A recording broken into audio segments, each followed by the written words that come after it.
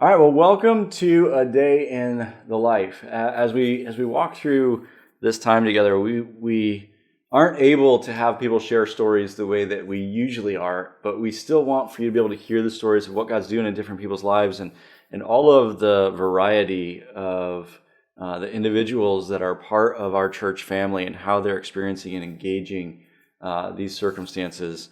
And so today we actually have Grant with us. And Grant, it looks like you're going for the beard here, Yeah. which is awesome. I really do wish I could do that. I have no capability to do that at all.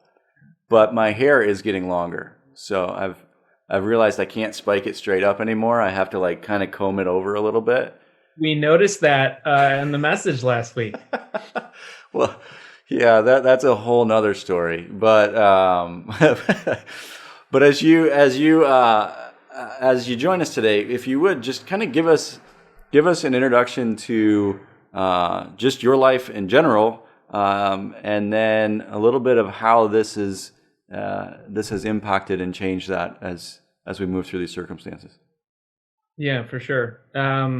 It's kind of these really unfortunate circumstances, kind of a harkening back to most of my professional career.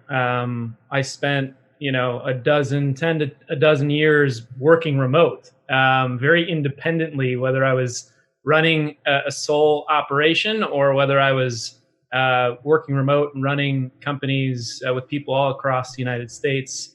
Interestingly enough, over the last year, this is the first time I've ever gone into an office consistently. And so it's been really interesting and funny. I'm looking now at a monitor that I have on my desk here at home, and you wouldn't believe it, but I've never had a monitor on my desk since back when it was like floppy disk days, right? So it's been forever. And so it has been an adjustment, but in many respects, it's back to a very comfortable situation. I think a lot of the discomfort from a professional standpoint is more around working with the team and making sure the team that I work with is happy, safe, comfortable, not only in their physical setting, but in like the discomfort of all of the layoffs and terminations that are happening. I work in the technology space. We've got 40 different people all across the globe now, across I think 6 or 7 different time zones and probably 4 or 5 different countries. And so to try to create a space for them to feel like they still are safe and empowered and comfortable has been certainly a challenge. So it's been interesting to see just what that looks like. It's not that much different other than the fact that like the overall market and the emotions that are coming from people is really difficult to navigate. And so that affects not only my professional sort of daily things that I do, but my involvement more broadly in the community and just the conversations I'm having with people that are losing their jobs, people that businesses are struggling and trying to figure out in this time. And I truly believe now, as much as this is very unfortunate, very scary, this is like an amazing time for service. And so it's been cool to see just the conversations that have been happening, to see what people need and not just coming and saying like, how do I solve your problem, but understanding really what they need and meeting them where they're at. Yeah, I think it's been interesting.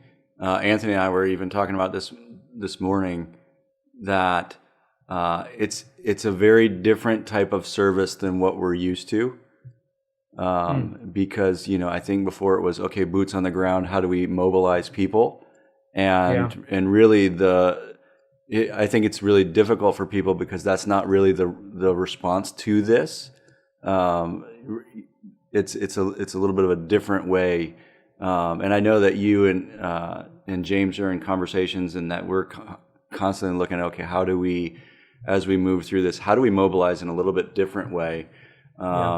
And to be able to identify those different needs that we're going to be able to, I think that are just beginning to surface and are going to continue to surface over the next little while here, and just making sure that making sure that we're ready for that and able to respond to that.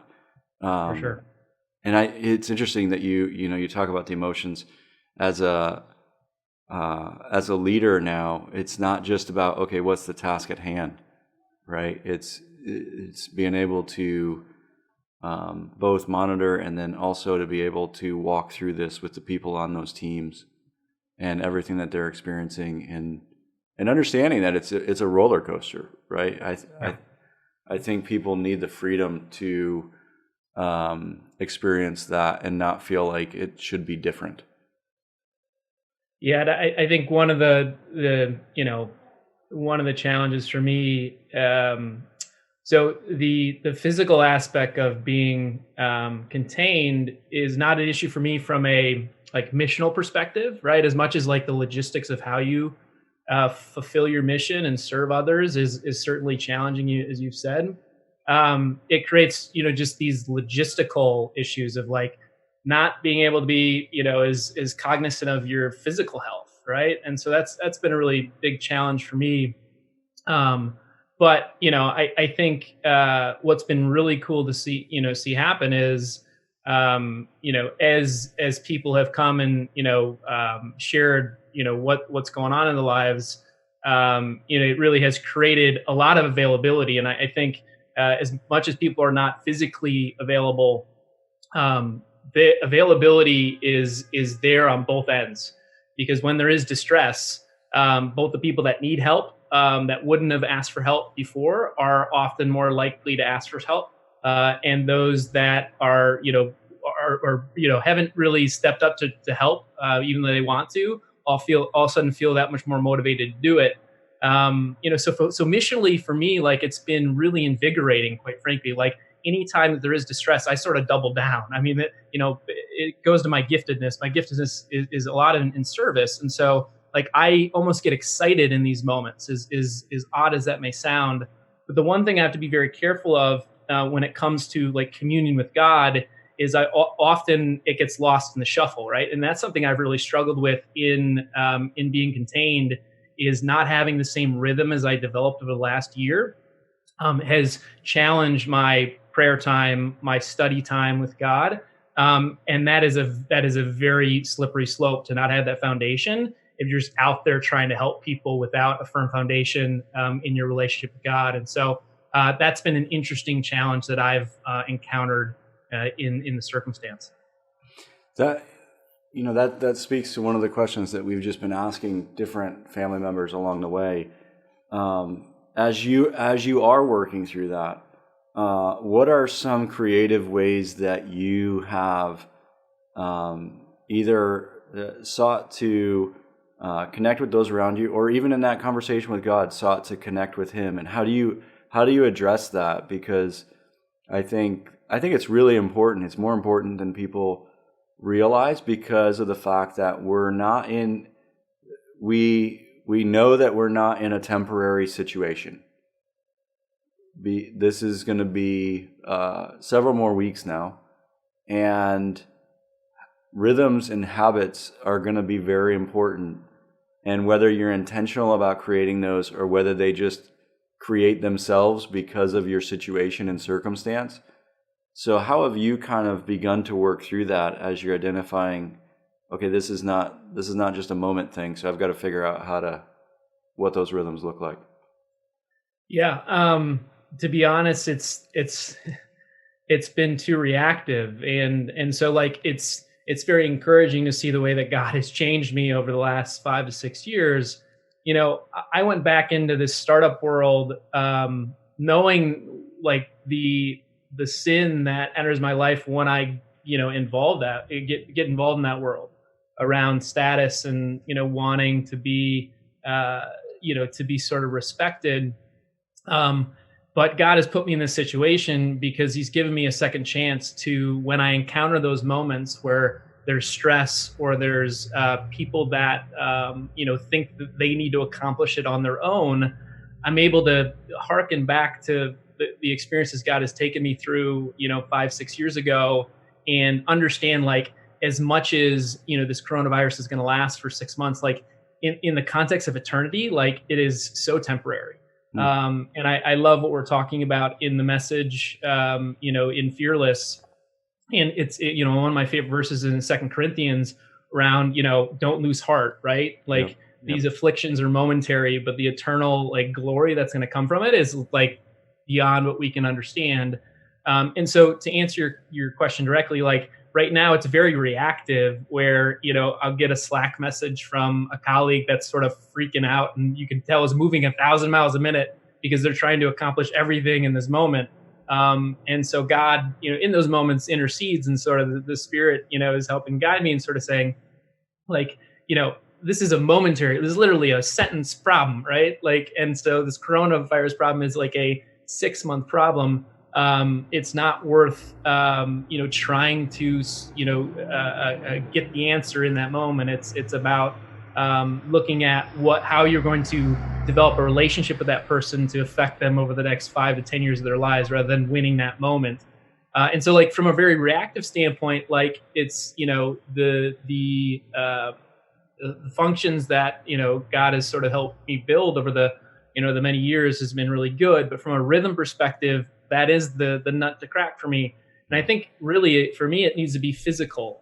It needs to be a physical location that I go for my study time. Mm. Historically, the last year, I would go down to the second floor of my office and I would eat lunch and I would spend, 20, 30, 40 minutes doing a study or reading the Bible. And I just found so much gratitude and, peace in those moments. And so I don't really have a creative way for you other than the fact that I need to find that physical space where I can do that. And so whether it's a part of my house or whether it is, stepping outside and doing it on a walk, a distance from people, like that is probably the next major step that I'm trying to figure out how to get creative around the physical limitations. Yeah, that I think people oftentimes underestimate the importance of location. We talk about time and place, not just time, and there's something to that. And when you're living in home and you're working in home and everything's right there, you literally are constantly in the midst of distraction, which I don't think a lot of us have figured out how to be able to deal with yet. Yeah. I think it's going to be an ongoing battle. What are so you talked earlier about service, and I know that you have some interesting opportunities to be able to do that. What does that look like? Because I think it's good to get people thinking in a little bit of a different way. We get contacted a lot about, can I deliver groceries to elderly? And we're like, no, you can't. They won't let you in those buildings, and there's a good reason why they won't let you in those buildings. And so a lot of the ways that people have thought about that in the past are kind of off the table. And so how have you been able to engage that? Yeah. So, Hoboken Grace, the dinner group started a community dinner, 37 months ago. And me, John Milius, Leanne Farwell, Hannah Raff are, kind of lead that dinner for the last couple years. And, it's really sad that, after 37 months of doing it in a row, this upcoming month, that will be broken, right? And so we talk about not being able to go into a senior community building and spend time with them or serve them. There's like on its face, it becomes very sad, but like God is much bigger than my brain, that's for sure. And so, as that sort of approached, we spent a lot of time just reaching out to the community, often the senior and the housing authority community, and then the small business community as well, which I'm very involved in. And it's been, it's so cool again to see the way that God works. The relationships that He planted, over the last 3 years are now the phone calls that I'm having, today, and not novel, but novel in how those conversations actually go. And so a lot of my time has been spent reaching out to small businesses. So I talked to about a dozen small businesses over the last couple of weeks, and they're really struggling and they don't know what to do.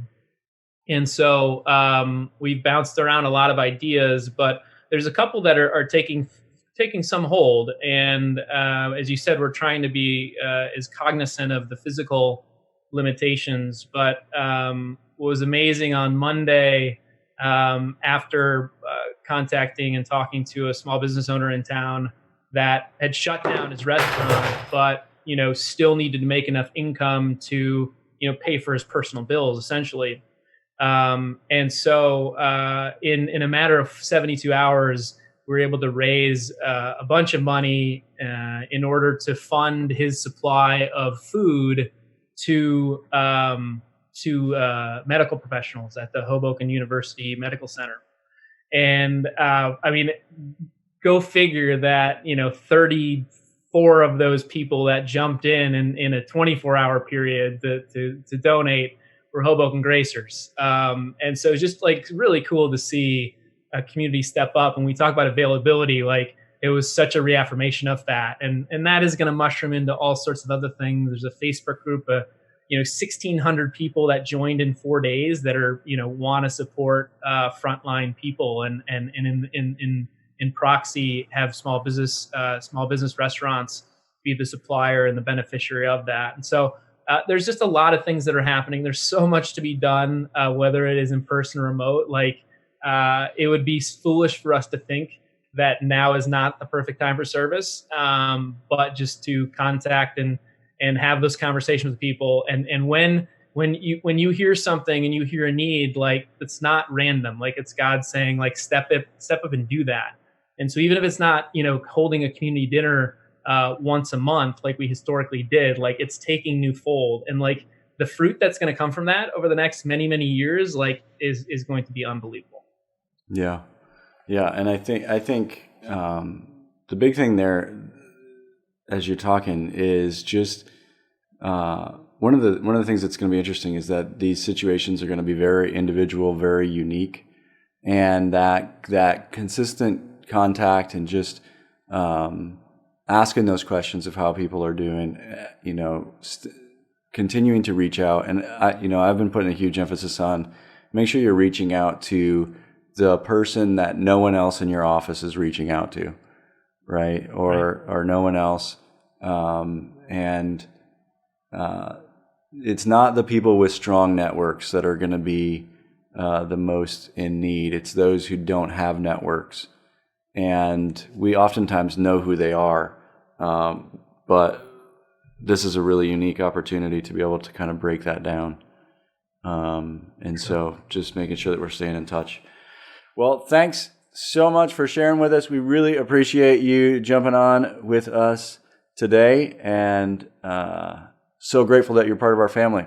So Same to you, man. Thank you, and we will talk to you soon.